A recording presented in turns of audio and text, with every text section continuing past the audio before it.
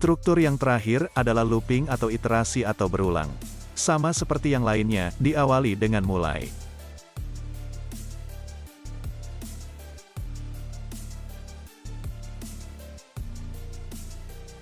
Kemudian ada input preparation.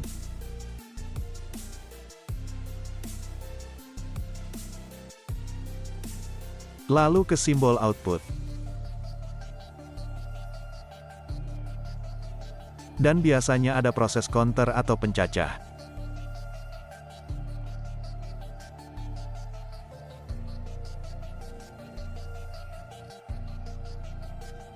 Pada struktur ini, ada alur balik yang mengarah ke instruksi sebelumnya.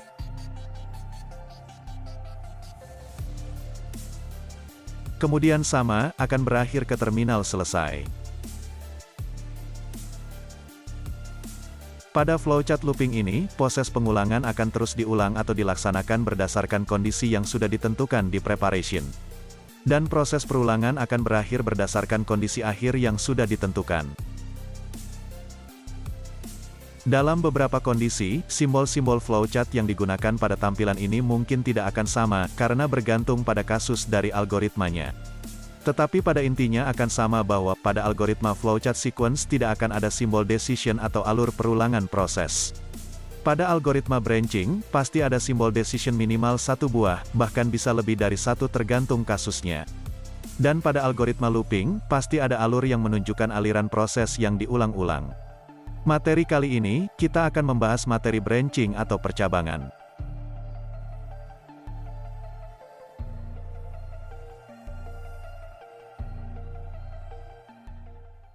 Dalam struktur kontrol pemrograman branching ini, biasanya ditemui pada kode program dengan tulisan if atau switch pada bahasa C atau C++.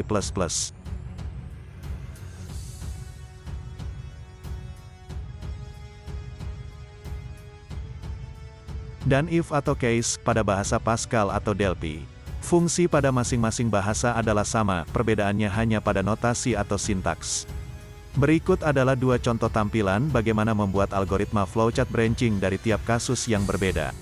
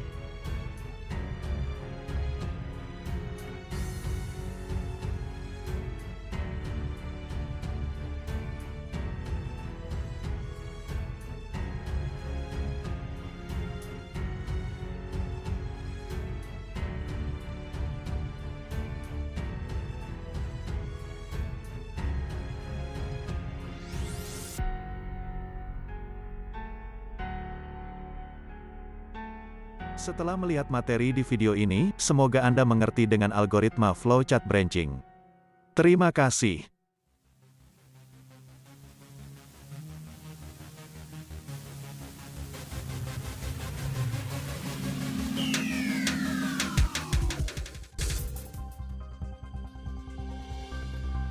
Di dalam struktur kontrol pemrograman, looping dibagi menjadi 3. Yang pertama dinamakan for. Perulangan for merupakan perulangan yang termasuk dalam counted loop atau berbatas pasti, karena sudah jelas berapa kali ia akan mengulang.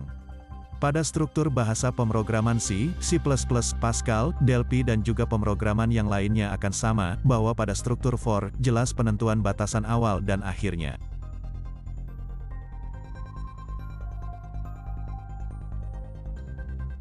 Yang kedua, dinamakan perulangan while atau while do. Pada perulangan while, akan ditentukan sebuah kondisi. Jika kondisinya terpenuhi, atau bernilai true, maka blok program di dalam while akan dilaksanakan. Tetapi jika kondisinya tidak terpenuhi, maka blok while tidak akan dilaksanakan atau dilewati. While atau while do termasuk ke dalam perulangan uncounted loop atau berbatas tidak pasti. Yang terakhir adalah perulangan do while atau repeat until. Perulangan ini termasuk juga ke dalam perulangan uncounted loop atau berbatas tidak pasti, karena tidak ditentukan nilai awal dan akhirnya. Tetapi terdapat kondisi untuk menentukan kapan perulangan harus berakhir.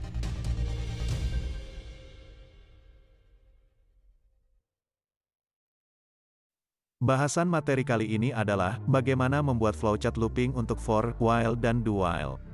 Untuk memudahkan pemahaman, dalam flowchart kali ini akan mempergunakan gambar sebagai simbol yang lebih mudah dimengerti. Adapun gambar dan keterangannya adalah sebagai berikut.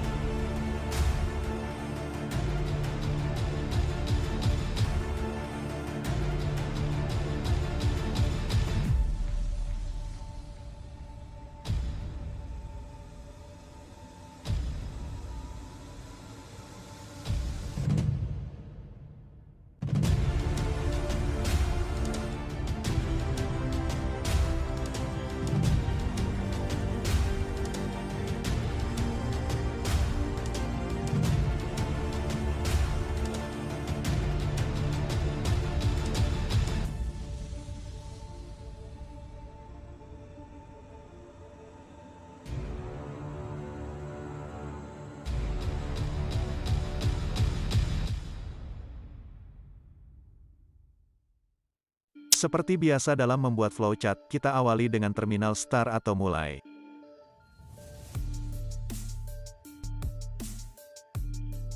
Kemudian ada proses, basahi kedua tangan.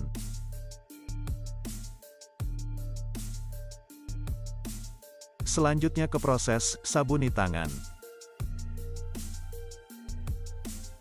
Kedua proses ini akan dilaksanakan hanya satu kali, dengan urutan dari atas ke bawah. Di dalam penggambaran contoh flowchart kali ini, kita akan mempergunakan semua perulangan yaitu for, while, dan do while untuk kasus yang sama. Jika menggunakan perulangan for, maka bagan flowchart selanjutnya kurang lebih akan seperti ini.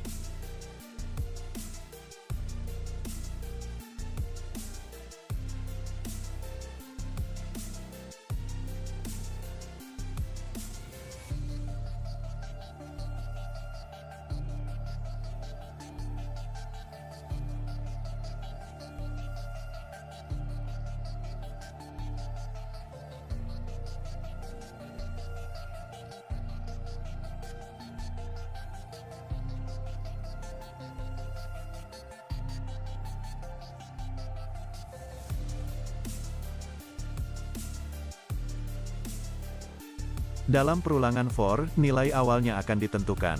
Pada contoh kasus kali ini, kita menentukan waktu awalnya yaitu 0 detik. Proses menggosok atau mengucek tangan akan dilakukan berulang. Dan dalam setiap perulangannya, waktu akan maju atau ditambahkan 1 detik. Jadi, selama waktunya kurang dari sama dengan 20 detik atau bernilai true, maka prosesnya akan terus berulang. Dan pada detik ke-21, perulangan akan berakhir, karena 21 kurang dari sama dengan 20, nilainya salah atau false. Jika menggunakan perulangan while, maka bagannya akan seperti ini.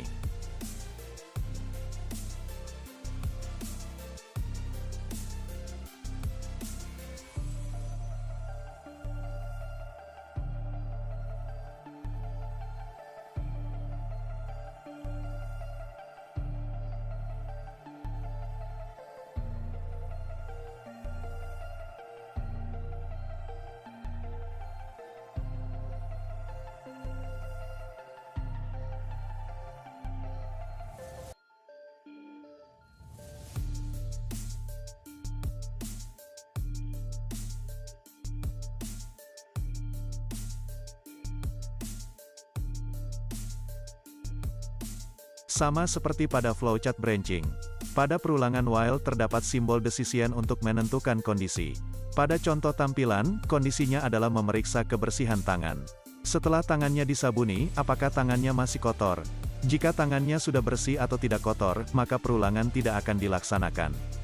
Dan akan menuju ke proses selanjutnya. Tetapi jika setelah disabuni tangannya masih kotor atau bernilai true, maka perulangan akan dilaksanakan yaitu proses menggosok atau mengucek tangan. Prosesnya akan terus berulang sampai kondisi tangan sudah tidak kotor atau bernilai false.